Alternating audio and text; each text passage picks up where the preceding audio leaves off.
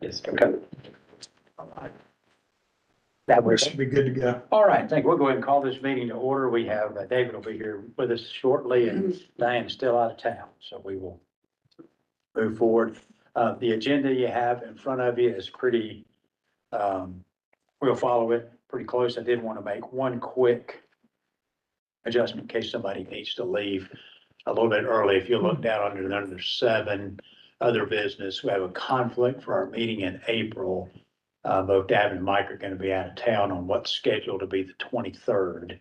So the thought right now is to move that meeting forward 1 week to April 30th. But we'll send out a note. I think that straw poll sounds like that works okay. But we'll send out a note just to reflect, but if you just adjust your calendar and look for that email to come from Davin. And at the 30th, a meeting on the 30th, just from a planning purpose, that'll be our quarterly meeting, and Keith will give us an update on the quarterly strategic plan, or update for strategic plan at that point. All right, so back on the agenda, item number 2, we did not meet in February, if you remember. So we had the January 23rd of 24 meetings, minutes. If I think Dad sent those out, if anybody has any objections, if not, I would ask for a motion to approve. We have a second. Yes, second. All in favor, please signify by saying aye. Aye. Anyone opposed? We'll accept the minutes from January of 2024. Next item on the agenda, number 3, is the airport manager reports. We'll hear the financial and operations report, capital improvements, project updates, and marketing and outreach activities. Mike, I will turn it over to you. All righty, thank you, sir. So we've got our financial up here. Had a great month. Again, we had basketball, I think, was to blame. That's a good thing. We came out with total revenues minus expenses at 109, almost 110,000, which I was pleased to see that. Our fuel sales for avgas were steady. Still not quite up to where, it was prior to the pandemic, but it's slowly increasing. We also did very well with jet fuel sales, and that really helped us as well. The airport fees, as you can see, it's 71,000. Really happy to see that. It's really hard, and I know Keith mentioned, that it'd be nice to kind of get that budget, that monthly projection, kind of in line with that.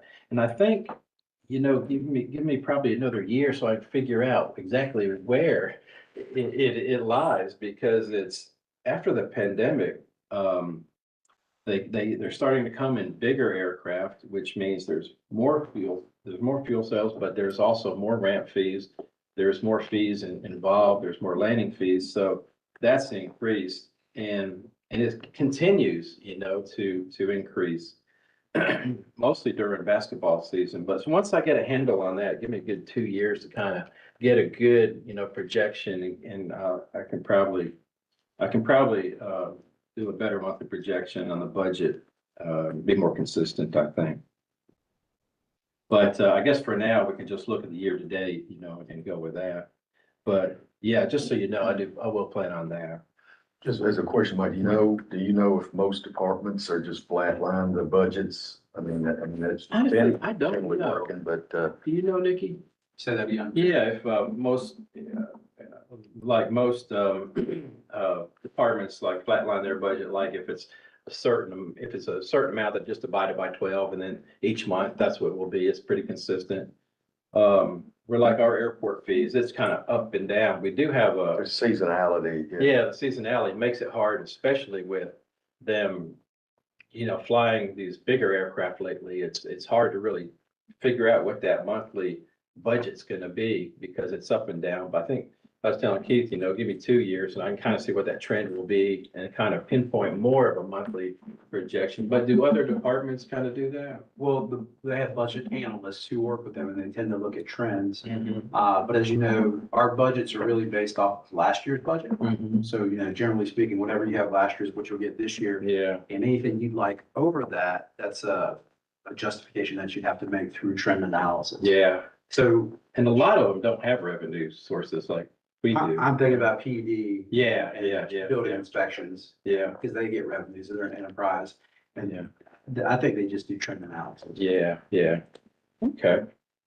But you know, I'm thankful to see that we're increasing in that actual as well. Now, let's see, March, we had a little bit of, um, you know, how you do? Basketball season in March, of course. And so last weekend was a really good weekend we had with, Parents' Day, and then I think there was also a swim competition. From the NCAA championship. Yes, yes, Here yes. last year, this Yeah. year, yeah. Yeah, so that was really Sold cool out. as well, yeah. So, we had a really good, I think we sold 60,000 gallons of jet fuel, maybe, I think I heard. So, yeah, that would be good for us, next month. But anyway, for this month, yeah, we're looking really, really good. I'm pleased with it. Any questions on the financial side? Our operations, we have, 3,700, for the month. And, let's see, looking at the history here, in October, which is a football, month, we did 3,900. So 3,700 for February is really good.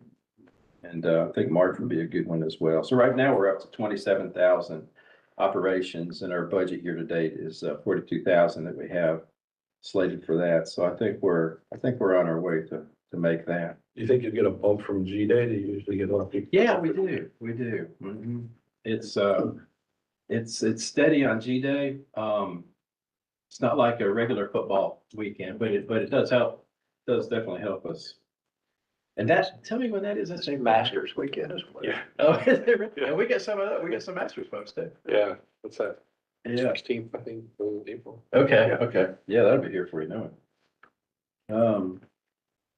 All right, so, operations, I'll talk a little bit about, our self-serving operations. Right now, we did get a signed contract from the mayor, on the installation of the self-serve. So I got someone coming in pour the pad, work on the pad next week. And hopefully we'll be getting this thing moving. Yeah, so I'll put out an email to the tenants and let everybody know, it's about time for me to put another email out and let everybody know where we stand on the Alpha project and everything else I'm about to talk about. And then also let them know about the self-service, whatever. Then we'll have, of course, a better price on self-serve too, so that'd be nice.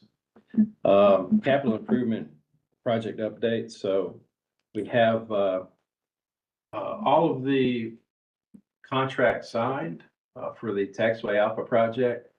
ER Snell, we got that one today. So ER Snell said they want to start the project May 6th right now. And, so we're kind of excited about getting that one going again, get that one finished. And then I think I had mentioned a couple months ago that we talked about Taxiway Bravo. GDOT wanted to, give us some funding for Taxiway Bravo, this upcoming fiscal year, GDOT fiscal year. And they've kind of switched it, although it hasn't been approved yet by the GDOT commissioner, McMurray, but, we're on the list. And what they want to do now is switch it and do our parking lot, our, automobile parking lot. So, I'm okay with that too, because both of them are needed, badly. So if we do that, we'll just switch it around. 2025 will be the parking lot, 2026 will be the Bravo. And I do plan on turning in an agenda item to the mayor and commission for the concept approval, and then also the scope and fees for both projects from RS&H. They'll do the scope and fees of the design up to the bidding process. And, I've asked to submit both of those because GDOT said that, we do the parking lot this time, at least have the taxway Bravo shovel ready so we can accept funding, when the funding is available. And it might be sooner than later. So any fallout money that, somebody can't use, then we could have it and start on that project as well. Is that the So full length problem or just resurfacing? just, just resurfacing what we've got now. It is from to all the way up, including the dog leg to Yeah, zero. we're gonna resurface all this down here, so leave this portion because it was redone when you did the runway, and then it's really reconstruction, mill and overlay over here, and then reconstructing that Yeah, down here. that's right. And then putting in new lighting as Yep. well. And eventually, I want to do at the top, I want to do the parallel on that and then fill that in. Yep. And have that asphalt, but we couldn't do it this project because GDOT didn't have that money to give us, and so it'll have to be in another project. But that would be a good project to do when we extend our other ramp out, after we do the parallel on Alpha as well. So there's a lot of good things. We did finish the fencing project. That is done. We had our final inspection a couple of weeks ago, and GDOT and the contractor and us and who else? I guess that was it. Walked it, and they did a great job on that project. The 220 project, we had a supplemental agreement done with GDOT, and that was signed by the mayor as well. And it didn't increase the 220 project, but what we had some money left over in that project after everything was said and done on the runway 220, about 200,000. And so what we did, we just reallocated, some of that and put more of that, I guess that leftover money into the fencing line item. And so we're going to be using that 200,000 to finish up pretty much where the fencing project stopped near Lexington, and then bring it all the way up to the Lowe's side of the tree line, all the way up to where the fencing stops, stops there. So we'll kind of connect it and kind of tie it all in. So all of that area will be fenced in. The only portion that won't be fenced in, we'll have to have a phase 2 when we get GDOT money, is up near the T hangars, where the Army facility is, all the way down parallel Alpha to the quarry. So that portion will need to be fenced in with proper fencing. But then after that, we'll be 100% fenced in. And I'm hoping to get some of that money.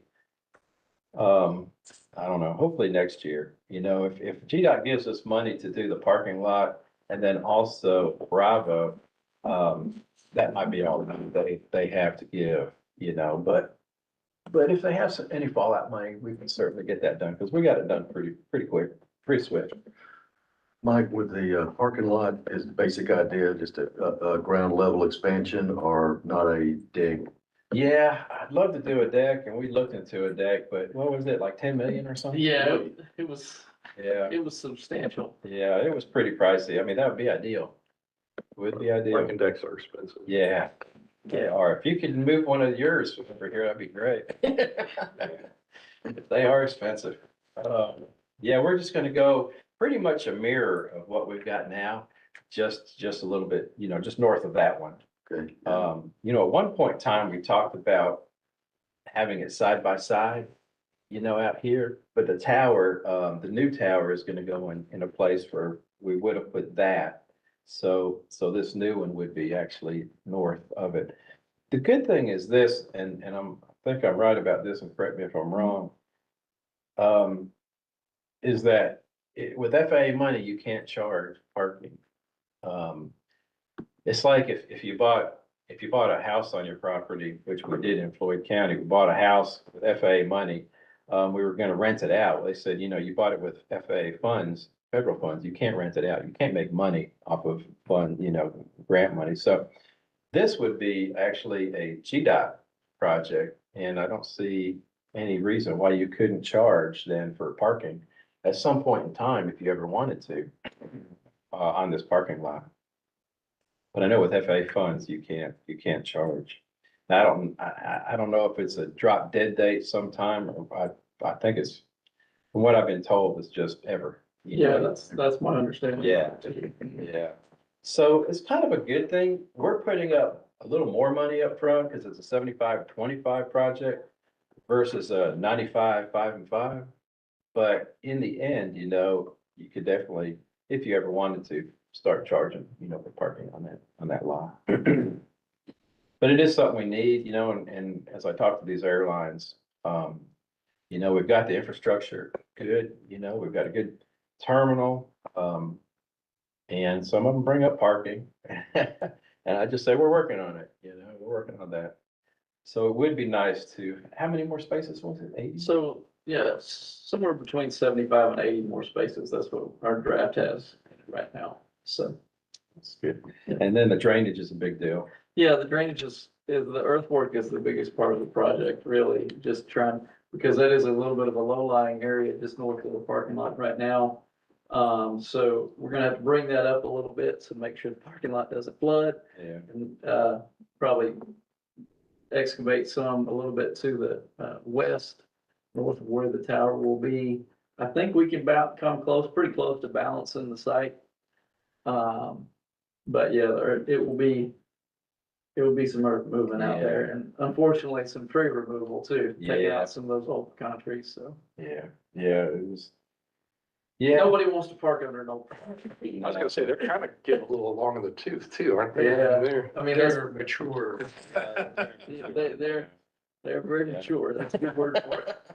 They take them down or they'll come down themselves. They do have a way of doing that, that's for sure. yeah.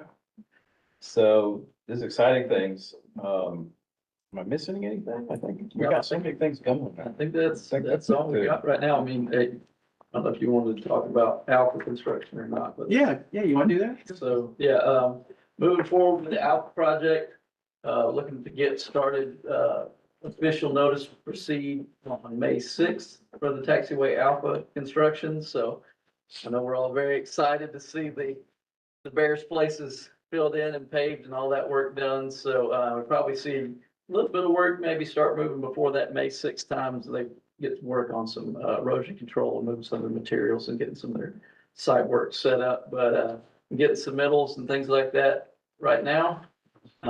So getting ready to get going on that. So full steam ahead. Yeah. What would the weather permitting timeline be? I think if I right off the top of my head, I think we are at somewhere like 138 days for construction. So I'm poor at the math on all that, but I guess, you know, 4.5 months. I think that's what I remember. Yeah, about 4.5 months from May. So June, July, August, September, somewhere in mid-September, you know, Lord willing, we don't have some of the issues that we've seen in the past, we'd be down by mid-September. Yeah. So, Any update on the tower? So, I did make a call, on that.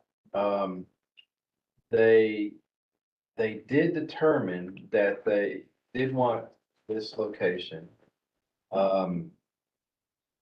They are still doing, environmental on it.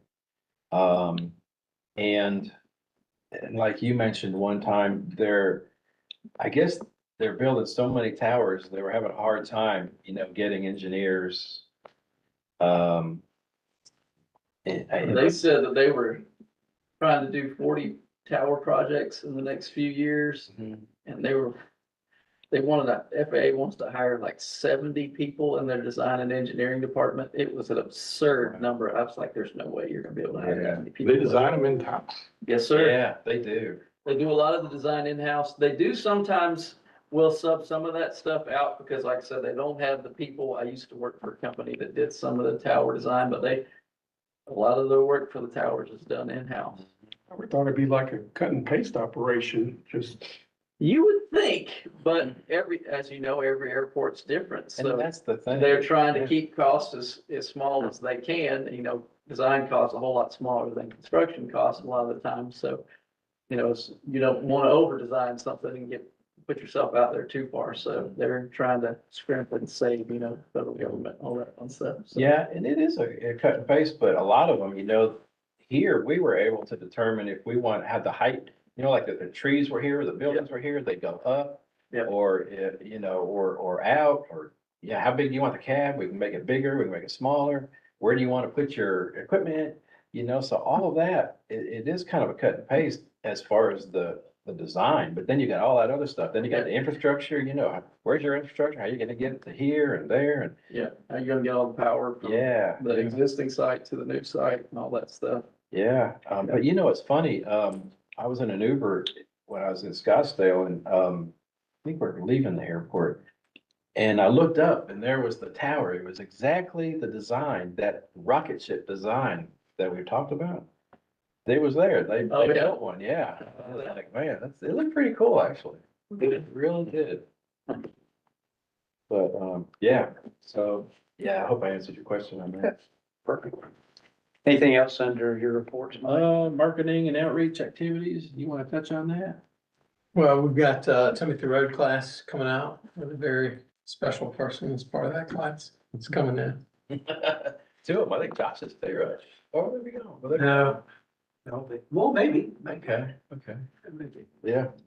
But we have progress on the beacon replacement? Yeah, the bigger replacement, so. So with everything going on, Andrew did ask me, do we want to move forward with it? And I said, well, I would like to at least know the location where we want to put it. I've got him designing several things right now. And we were gonna do the replacement when, the tower came. The tower, I haven't really gotten a good commitment from them as to when they're coming. But I definitely want to get a location. It's probably gonna be out here somewhere. A location where we want to put this beacon. And we have a good, in my mind, it was like, because I'm thinking Rome, I was thinking this huge monstrosity of a tower, with a beacon on it. That's what we had there. This one's on top of, the control tower. But really, all you need is just one pole. That's the way they're making them nowadays, and you I probably. think they have the ones that fold down. Yeah, that's ideally what we would like to do, is single fold down So style. that's a pretty simple deal. I mean, it's not. The challenge with those is that they only get up to like 60 feet tall or something like that, so you may have to get us an earth mound or something like that to bring it up if we need to bring it up higher, but that's really, from the guys I've talked to, the only challenge with the new tilt down, but the maintenance crews love them because it's a whole lot easier to do maintenance on them and all that kind of stuff. It's a fairly simple installation compared to, the old derrick style, mounts and all that jazz. Yeah. And, but you said a lot of the airports do not have any trouble with, I guess, seeing them, right? Yeah, so the intensity of them now just, is, what I've heard is, night and day different. So what you're gonna get from the intensity of the beacon now, you're gonna feel the difference. So. Yeah. So I guess the new ones are all LEDs. I Yeah. think. Yeah. And the other thing is this, which you brought up, and I don't think we did. But when we did the main runway, we had high intensity lights put in. And because prior to that, we had medium intensity, and we never changed out the beacon. Normally you change out the beacon, I guess, to a high intensity beacon. That's still a medium intensity beacon. It's not a high intensity beacon. So, that's something, I don't know if that's a big deal or if that makes a big difference as to what we're experiencing. But, because we've been up there probably a couple weeks ago and still trying to figure out what's going on. Are we getting any power to it? But yeah, we just can't find anything. So, I mean, I'm anxious to get this new tower going, and I see it happening sooner than later, I think. I mean, the beacon going, I see the tower going in probably within the next year and a half too, at least, things start to move. From the way they're talking anyway. So definitely get a location. We get the design done, Bravo. and then the parking lot, and we can move on to the beacon and, start looking at that as well. Yep. I flew in 2 Saturdays ago from the southwest, a little bit, Peachtree City type area, coming back at night. And from about 25-ish miles out, I can see the beacon. Good. So like the best I've ever seen it, probably in 12 years or so, however Maybe long we I've did been something flying right. here. I don't know. Power surge. It was a clear night. It wasn't, there wasn't a lot of light scatter otherwise. It's a nice night to fly. Yeah. And I was looking right for it. Yeah. But it was there. Yeah. Unmistakably so. So I told that to Dad. I saw Davin the other day and I told that to him, and I don't know if it's some sort of placebo effect or what, but apparently, Chris had been up there. Yeah, Caleb's been up there. Or Caleb Thanks, was yeah. up there. So I don't know if maybe they tapped on it in the right spot or told it Maybe. it stays or not. And Yeah. gave it a good pep talk or what, but seriously, I don't ever remember seeing it as well, looking for it as I did. And, How far out are you supposed to be able to see? just depends on visibility, Yeah. 25 is good. Yeah, and, it was a clear night, clear VFR night. Yeah. Not, I'm trying to think, we had full moon, last night before or so. Yeah. So this was, some sliver of a moon, sort of night in between new and full, I guess if it was 10 days ago. So the darker the sky, usually the better you can see. Yeah, yeah. Things like that. But it was it was there. Yeah, I was in Paulding County, on a 278 and, I saw this white light, and I was at a distance too, and I was driving. Then I saw green, I said, oh, man, that's what we need right there. I couldn't, I was like wondering who was putting out some sort of green and white alternating light, because I assumed that it wasn't our. Yeah. Looking right at the airport though, so that's where it should be. Yeah. Well, that's good. Well, I'm glad to hear that. If I wasn't alone, I would have videotaped. Yeah. It's kind of tired and ready to be home. All right, Mike, anything else? No, sir, that's all. I don't have any agenda items under old or new business that I'm aware of, so we'll skip down to standing committee. Issues and updates, anything from business and finance, No updates. operating? No updates. Let's see, air service development, marketing report, or actually the report on the meeting hunt conference is what we had. Yeah, so, we hadn't met since I went, right? Mhm. Okay. So it was a good conference and Davin can attest to that too. But it was, we did meet with, American, met with Avilo, Breeze, Allegiant. 3 out of the 4 were very receptive. The other one really wasn't quite interested. But American still was. And, we did tell them about the SCASD grant, that, it's supposed to drop dead in 2026, but we do have 2 additional years we could add to that, so 28. We tried to, tell them the urgency, of getting something here, and they said that, 2024 was already, established, the routes were. But 2025, they're gonna bring that back to the board and talk more about that. So, we'll have to see. And then, and again, the pilot shortage was a good part of, I guess, why, they're not coming sooner. A lot of the other airlines too, United and Alaska, and, talked about, the pilot shortage. Now, a lot of the, ultra low cost carriers, they seem to have all the pilots I think that they need. They didn't really talk much about that, like Allegiant and Breeze and Avilo. But, so I'm still hopeful and my plan now is to gather some local folks like the Chamber and Economic Development and Classic Center perhaps, and make a trip out there to Dallas and let them know, that we're interested.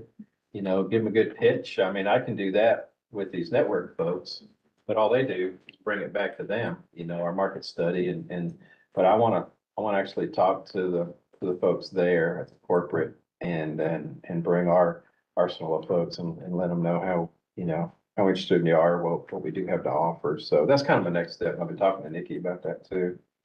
So I'm hoping to do that within the next, I don't know, 4 or 5 months, maybe. Mike, with that, what you say, is that American Airlines or? American. Okay, yeah. Yeah, American. Mhm. And Yeah, they were still focused on the small hops to places like Charlotte or. yes, yeah. And so what we found out was that American is still interested in using the regional jets, where Delta, they gave those up a long time ago, and United gave it up.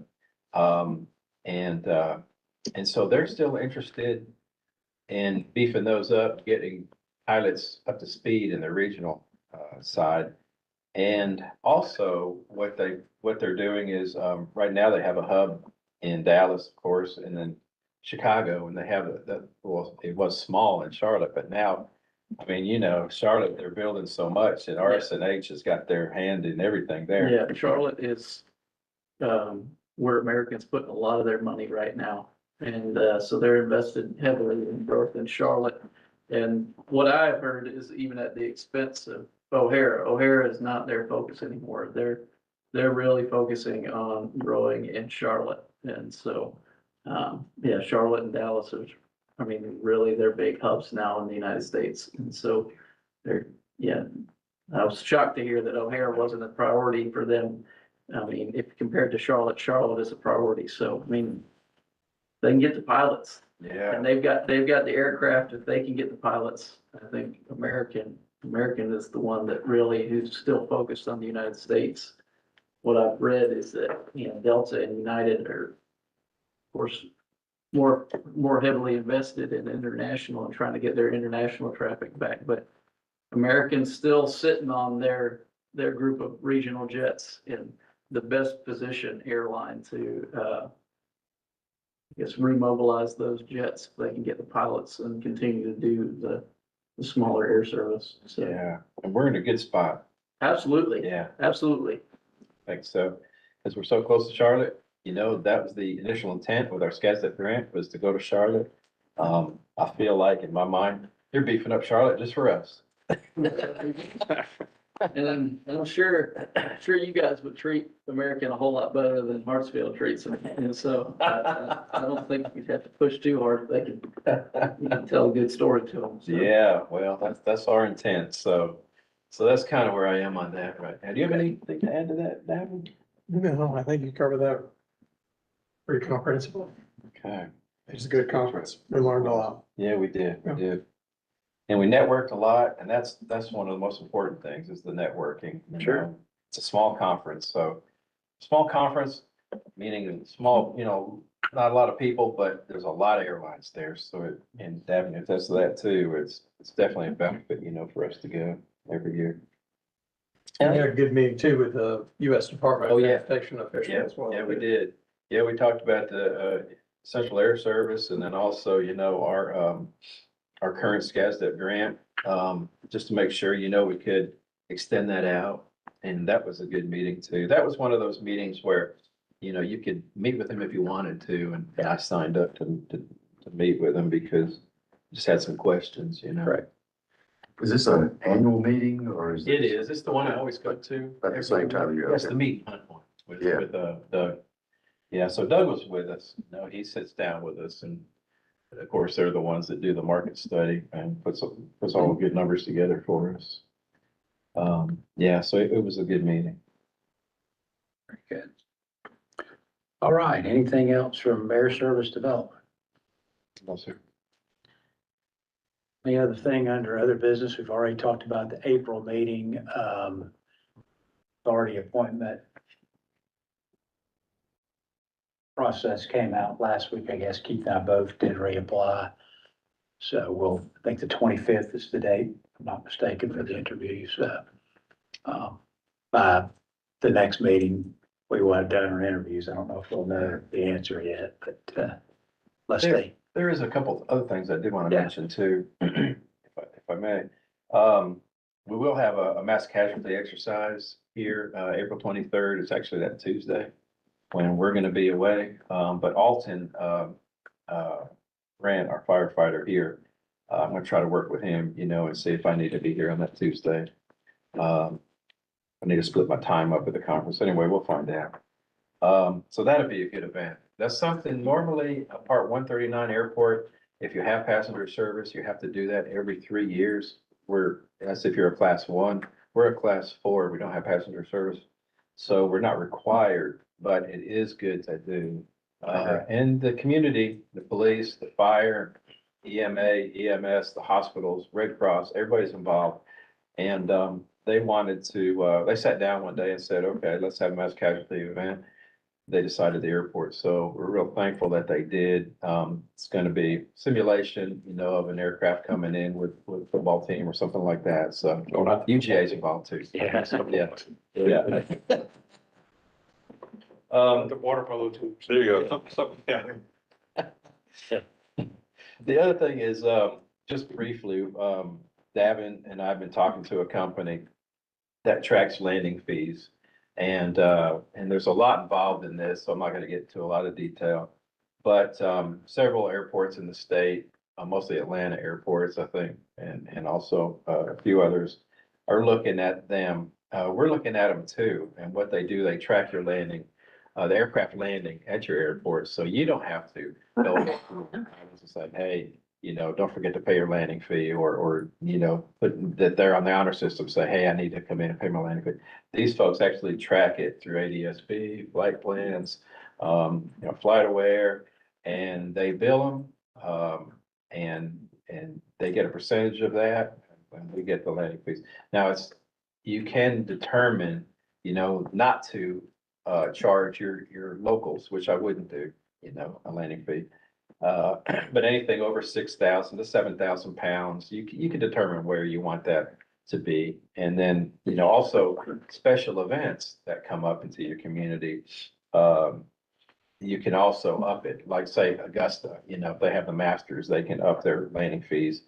And all of this is really, it's normal, they expect it, and you're not gouging anybody because they're using your runways, you do have to pay for the wear and tear on it. We'll still charge a ramp fee, but we would waive that, if they bought substantial fuel.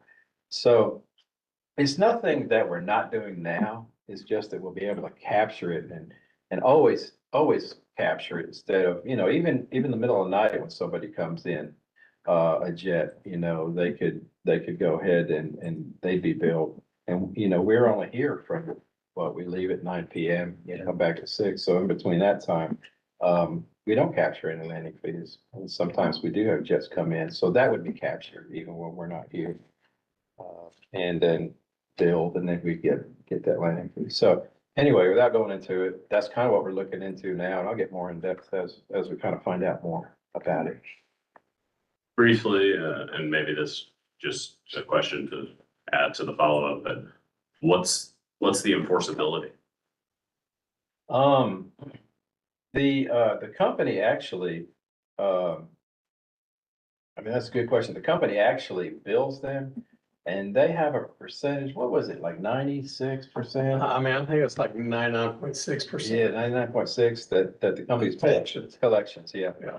Now, if they don't pay, they will call them, and all this data is a portal. So we can get on this portal and see every aircraft that comes in. And they call them, they handle all of that. They say, it's due, or if it's past due. But I did ask that question and they say, the funny thing is that it's the norm. These corporations expect it.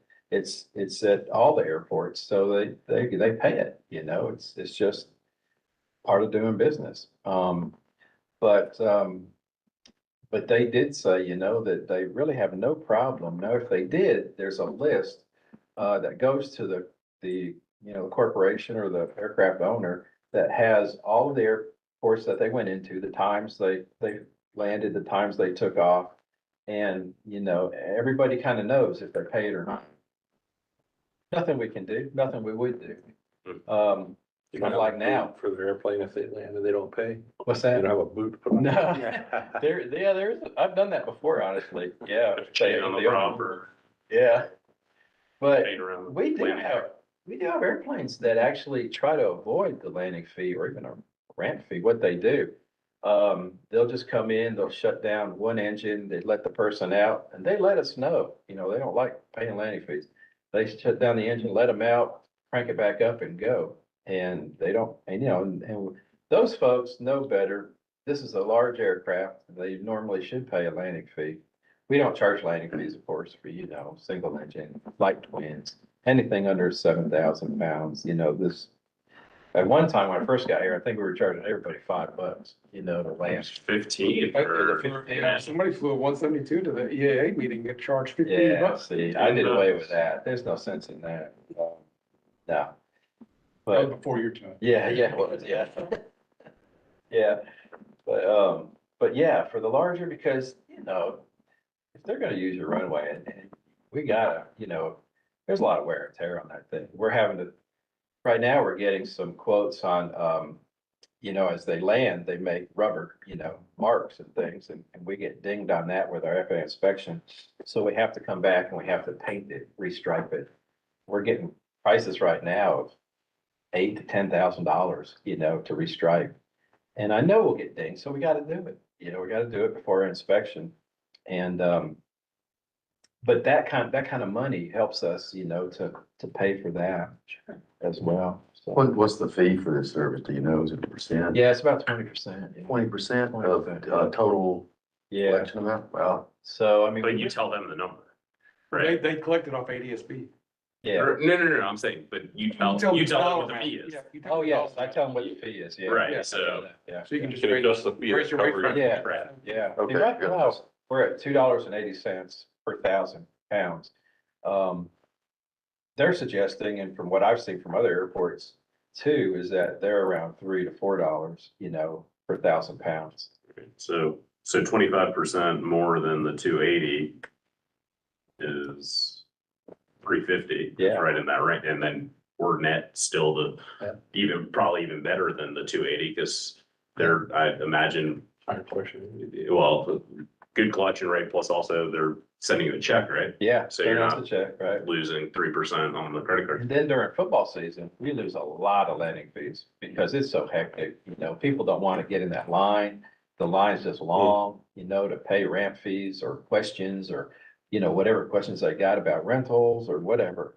They just say, I'm not gonna pay, you know, or I'll get, and they never come by.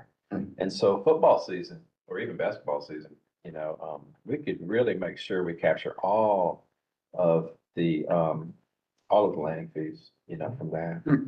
Yeah, I've just always been curious. I've seen where those letters are automatic, and it's probably only one of a handful of different companies, but Yeah, where the letters are sent, sometimes a mistake, Yeah. where somebody's received a letter and it's like, no, I live in North Carolina and this was in California. My plane was there. I You know? remember that, yeah. There was Yeah. some duplicate N numbers in. Right, you know, I think as the ADS-B system evolves and gets better, there's probably a limit to how many of those. I Sure. think a lot of them early on were transcription and type errors where, you know, you're giving your tail number to ATC may put it in wrong, and then that's where errors were occurring. But I've always been curious what the enforceability, you know, so it's like. Yeah, they're really, I mean. Like a red light camera, there's tracking your license. This is like, well, what you gonna do? Yeah, when there's nothing you know, I mean, you're not gonna go after them, other than it's a piece of paper saying you're not paying, you know, that's Right. about it. I mean, I guess they could, Yeah. at some point, if they ever want fuel or, you know, Yeah. other services, you could say, oh, by the way, you know, here's, Still owe me some money. here's a collection. A picture of them in the lobby. Right. These guys absconded without paying us. Right. like a Like a 5 point bad bottle tip. shop. Yeah. Or maybe they still do have all the fake IDs of this. It's a Seinfeld episode, what with the cash, the bounce check. Marcel. Exactly, so. All right, anything else for the good of the order for today? Maybe a record time of getting through, but, rather than just have everybody sit here for 30 minutes and shoot the breeze, we'll entertain a motion to adjourn. Motion second. Anyone opposed? We'll take that as acceptance. Thank you for coming. Have a great day. And 30th of April is our plan. We'll Okay. set something out. Sounds good. Sounds good. That give you grandkid. Yeah, that's right. And where are you going? Grandkid events like soccer and those kind of things are happening, so can't stay up longer.